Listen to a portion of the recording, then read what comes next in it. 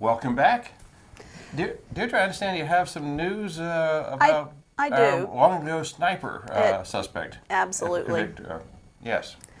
Historic tragic happenings are indelibly printed in our memory. We remember where we were when Elvis died, when prominent political figures were assassinated, or when terrorism touched our lives.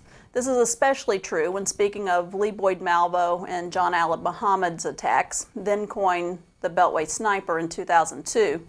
The spree left 10 strangers dead across the DMV. Stafford County was not immune. The national news was our local terror.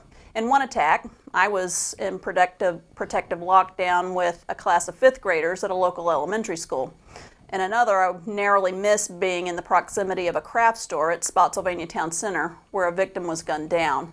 Oh dear, I didn't know that. Yes, I recently spoke with one woman who remembered calling her husband from her car because she was afraid to exit to refuel at a gas station. Did she chance running out of gas or becoming a target? 6 in one, half a dozen in the other, she was at risk. We were all on high alert, making this report part of our story.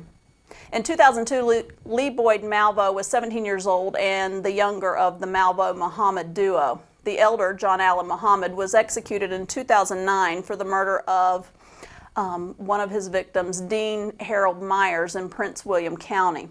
In June 2017, a federal appeals court threw out Malvo's 4 sentences in Virginia and ordered he be resentenced, considering Supreme Court rulings regarding life sentences for juveniles. He is now 34. On Monday, March 18th, the United States Supreme Court announced that Malvo's case will be heard during its October term to consider if he should be resentenced in Virginia, where he received 4 convictions and was sentenced to life in prison with no chance of parole. Malvo was sentenced to life in prison for the Fairfax County murder of an FBI analyst shot outside the Home Depot in Falls Church. He later pleaded guilty in Spotsylvania County and received 2 life sentences. He also received life sentences for 6 murders in Montgomery County, Maryland. Malvo's Maryland sentence was upheld in 2017, although he has appealed the decision to Maryland's court. And happier news. Yes, the Gary Melcher Studio Museum in Belmont Estate belonged to a prominent portraitist and American Impressionist painter, Gary Melcher, from 1916 until his death in 1932. And then he willed it to Corinne, his wife. It's a Georgian mansion with outbuildings and formal gardens, modified and expanded to serve as an elegant county retreat for the world-traveled artist and his wife. Gary was a renowned artist in his time prior to meeting his wife. As fate would have it, he traveled to Europe on the same ship as Corinne to teach at the very school that she would be a student. Gary overheard Corinne speaking of her starstruck admiration for him and introduced himself. Guys will do that. As fate would have it, they were married. Eventually, they left their European home just at the outbreak of World War I, and made Belmont their home after that. Gary was one of the most respected portraitists, muralists, and landscape artists of his generation. Upon Corinne's death in 1955, the property and all its contents, were deeded to the Commonwealth of Virginia. It is one of the most complete and authentic artist homes anywhere. Belmont offers a variety of educational access from general public tours to preschool, homeschool, and field trip activities.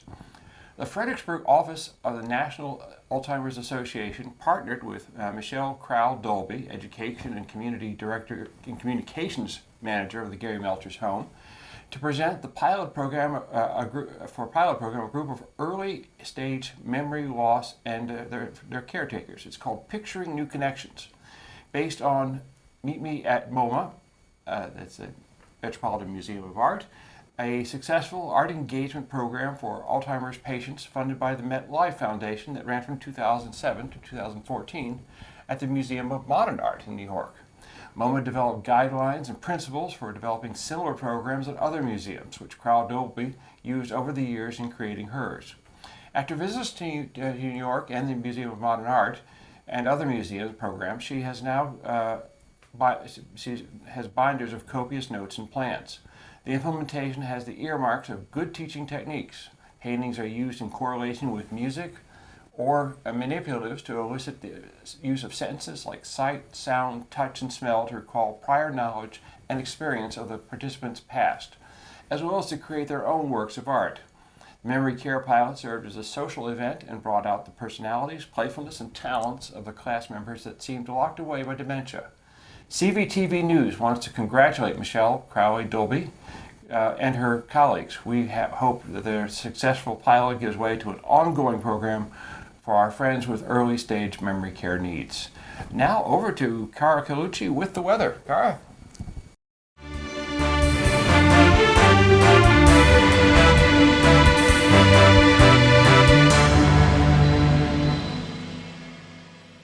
Hi, I'm KERR with Cvtv Weekend Weather.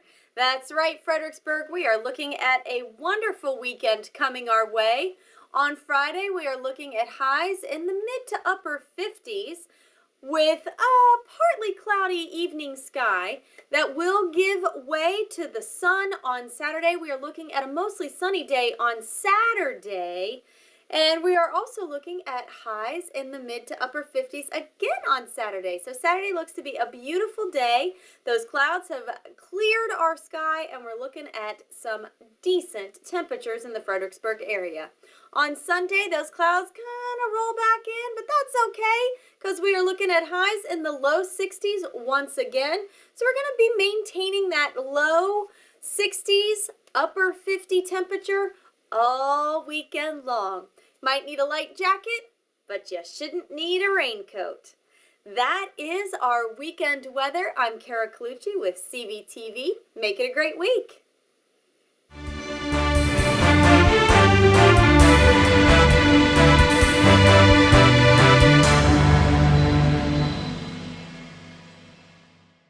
We'll be right back after this.